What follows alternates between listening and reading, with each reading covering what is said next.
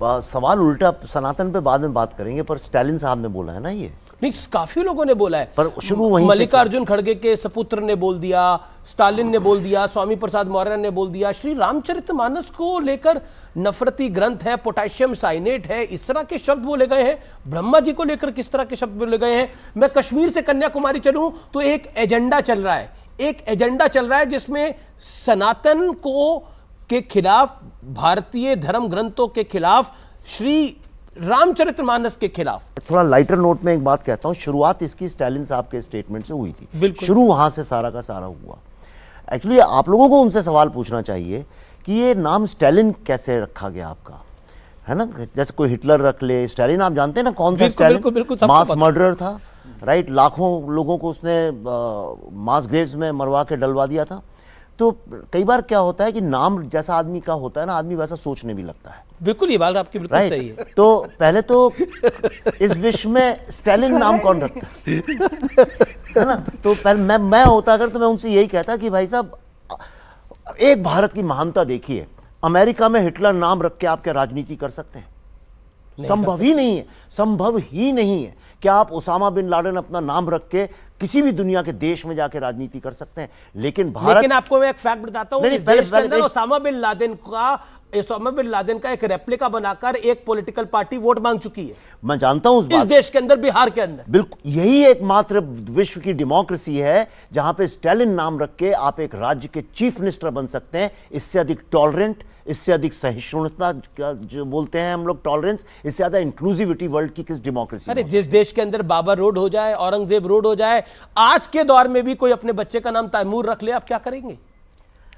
तो हम, यानी ये तो हमारी महानता है, यही तो सनातन है, ये सच्चाई तो मानता है। इसमें कुछ भी अपनी तरफ से ऐड करके नहीं बोल रहा। नाना, बाबर रोड हमारे यहाँ है, औरंगजेब रोड हमारे यहाँ है, तुगलक रोड हमारे यहाँ है। हमारे यहाँ आज की देखो, इंडिया नाम भी उन्होंने आके रखा ना जी। तो उसके पहले हमारे ये आए, मुगल आया, तब वो ये हमारे जो नाम जो है, तब से हम जानते हैं ना। तो सब जैसे जैसे बदलाव आएगा तो वैसे वैसे नाम बदलेंगे। अब मेरा नाम आपको भी नहीं मालूम ना, मैं भी भूल गया। नाना पाटेकर, नाना ही है। अब नाना का मतलब क्या है? मैं हर फिल्म को ना बोलता हूं, इसलिए मैं ऐसी फिल्म कभी आती। लेकिन ये जो भारत और इंडिया वाले नाम की है, मैं इस पर आपकी राय चाहता हूं। ये प्रेसिडेंट ऑफ भारत लिख दिया, प्राइम मिनिस्टर ऑफ भारत लिख दिया, तो बहुत बड़ा एक तबका खड़ा हो गया। इंडिया को छोड़ के भारत पे कैसे चले जा सकते? इत्तेफाकन अभी बात ऐसी हो गई कि ये जो इंडिया जो अभी पार्टी का जो अलायंस हो गया है, उसकी वजह से हो गया। हालांकि उसके लिए कोई जरूरी नहीं है। भारत तो हम पहले से भारत ही तो आपको पसंद क्या है ज्यादा, इंडिया पसंद? नहीं, मैं भारत ही बोलता हूँ, मैं कभी इंडिया बोलता ही नहीं। मेरी ना शायद आप ये बात, आपको तो शायद मुझे बताने की आवश्यकता नहीं है, लेकिन एज अ व्यूअर मैं आप बोल रहा हूँ कि आप बहुत बड़े स्टार हैं इस देश में। आपके जैसा व्यक्तित्व, आपने जिस तरह की फिल्में करी हैं, आपने जिस तरह की अदाकारी करी है, ये वाकई एक आम आदमी को प्रेरित करती है कई विषयों के अंदर। और मैं विवेक अग्निहोत्री सामने बैठ रहे हैं इसलिए नहीं बोल रहा, कश्मीर फाइल्स फिल्म बनाकर इन्होंने, विवेक अग्निहोत्री ने एक इतना बड़ा मैसेज दिया है इस देश को, और वो फिल्म का हिट होना कोई सामान्य नहीं था। वो पहली फिल्म थी कोविड के बाद जिसको दर्शक देखने गए, और जिसको मैं एक रियल हिट बोलता हूं बॉलीवुड इस पूरे सिनेमा की, क्योंकि उसमें कोई फर्जी बुकिंग नहीं थी। और इसका मैं कारण आपको बताता हूं। परिवार के परिवार, नाना पाटेकर जी, परिवार के परिवार वो फिल्म देखने गए। एक पूरा, मैंने हॉल्स को बुक होते हुए देखा, एक फेस्टिवल मूड की तरह कि हाँ आज हमने ये फिल्म देखने जानी है। मोहल्ले के मोहल्ले देखने गए। ये कोई सामान्य नहीं थी, वो एक मास मूवमेंट बन गया था। और वो मास मूवमेंट इसलिए बना था क्योंकि ये देश बदल गया है। कोई कहता था ना पहले कि ये देश बदल रहा है, ये देश बदल रहा है, लेकिन ये देश बदल चुका है। इस देश के अंदर अब सच सुना जाता है, और जो सच बोलने की कुव्वत रखता है उसको ऑडियंस मिलती है। नाना पाटेकर जी, ये इस देश की सच्चाई है जो बीते 2-2.5 सालों के अंदर हम सब ने देखी है।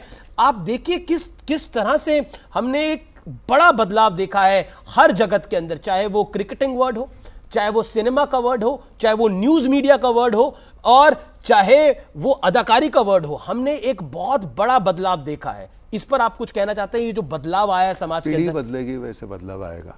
मेरे ज़माने के जो लोग थे, पहले लोग डरते थे नाना, अब थोड़ा खुल के बोलने लगे। नहीं, मुझे डरते नहीं थे, हमारे पास इतने माध्यम नहीं थे। एक आपकी किताब आई थी अर्बन नक्सल, और प्रधानमंत्री ने भी शब्द का इस्तेमाल करा है इसी हफ्ते एक पॉलिटिकल रैली के अंदर। तो आपकी राय में अर्बन नक्सल कौन है? ये अच्छा आपने एक सवाल किया। आज जो अर्बन नक्सलिज्म, ये पूरा ये पॉलिटिकल साइंस है, ये कोई ऐसा नहीं मनगढ़ंत बात। जो रेड मनी है जो चाइना की तरफ से आता है, और जो ग्रीन मनी है जो कि अफगानिस्तान की तरफ से आता है, और उस पैसे से भारत को डिस्टेबलाइज करने के लिए जो इस्तेमाल होता है, जिन लोगों को यूज किया जाता है, वो अर्बन नक्सल्स है। वरना आप ही मुझे बताइए, वैक्सीन तो सबने लगवाई है, वैक्सीन से ही हम बचे हुए हैं, वैक्सीन के ही कारण हम आमने सामने बैठे हुए हैं, तो फिर ये लोग वैक्सीन का विरोध क्यों करते हैं? एक डिवाइड क्रिएट हो गया है, और वो डिवाइड है, आप और पल्लवी जी और विवेक जी इसको लाख मना करें, एक साउथ और बॉलीवुड के बीच में एक डिवाइड क्रिएट हुआ है। और वो डिवाइड ये है कि साउथ की फिल्में थोड़ी चल रही हैं, और बॉलीवुड की फिल्में उतनी नहीं चल पाई। तो वो डिवाइड क्यों आया, किस लिए आया, और इसकी वास्तविकता क्या है? नाना जी, आप इस पर कुछ बोलते हैं? एक अलग किस्म से, बाहुबली से हम शुरुआत करते हैं। एक अलग तरीके से एक फिल्म का निर्माण किया गया, तो इमीडिएट हमको एक कुछ अलग देखने को मिला, तो वो फिल्म एकदम बहुत सी चल गई। फिर उस पैटर्न पे बाकी की कुछ फिल्में आई, तो उस वक्त उनको जो लिफ्ट मिला, तो उस वक्त बॉलीवुड में उसका इतना बड़ा बोलबाला हो गया, तो कुछ फिल्में दब गई। तो वो एक टेम्पररी फेज था। पर आपको लगता है वैसे डिवाइड है इस? नहीं, कैसे डिवाइड है? अभी हमने काला में काम किया रजनी साहब के साथ जी, तो अभी वहाँ काम करते हुए मुझे लगता है कि इतना बेहतरीन माहौल था, तो हमने वो पूरी की पूरी फिल्म हमने तमिल में मैंने खुद डब की। ये डिवाइड नहीं था। क्या था कि जब फिल्म की बात होती थी तो सिर्फ बॉलीवुड की बात होती थी मेन स्ट्रीम में, लेकिन बाहुबली वगैरह जैसी फिल्में सडनली मेन स्ट्रीम में आ गई, तो उसके कारण थोड़ा इन लोगों ने, जो बंबई के जो लोग थे, वो थोड़े चिंतित होकर उन्होंने बोलना शुरू किया, और लोगों की नज़र में आ गया, अच्छा साउथ में भी इतनी बड़ी अच्छी फिल्में बनती हैं जो हम भी डब फिल्में देखते हैं। और दूसरा, लॉकडाउन के वक्त में जो डब फिल्में थी साउथ की, वो लोगों ने खूब दबा के देखी, इतनी ज़्यादा देखी कि जिसकी कल्पना नहीं की जा सकती है, इसलिए वो चर्चा में आ गई। तो लोगों को लगा ऐसा भी कुछ है, डिवाइड कुछ नहीं है, सब भारत का सिनेमा है, भारतीय सिनेमा। वो वहाँ का जो कल्चर है ना जी, तो वो देखने में बड़ा मज़ा आया। आज भी वहाँ जीवित है वो, जो हमारे यहाँ हिंदी फिल्म से वो अब आजकल गायब हो गया। तो मुझे है साउथ की जो फिल्में, जो आप सारी RRR हो, चाहे वो बाहुबली, चाहे पुष्पा हो, इन सब में कॉमन मैन जीवित है। नहीं, साउथ की फिल्मों में आपको कॉमन मैन दिखता है, आम भारतीय विलन होगा, आम भारतीय होगा, और भारत की ही समस्या होगी। बॉलीवुड में क्या हो गया कि NRI मार्केट को केटर करने के चक्कर में उनमें से common man, common evil, common villain को ही हटा दिया गया। नाना, आप कुछ कह रहे थे? बिल्कुल सही है, बिल्कुल सही। मैं उनको वही अभी बोल रहा था कि हमारा ये सामान्य जो हमारा जो आदमी था, इंसान था, वो हमारे फिल्म का हीरो था एक वक्त में, अब वो नहीं रहा।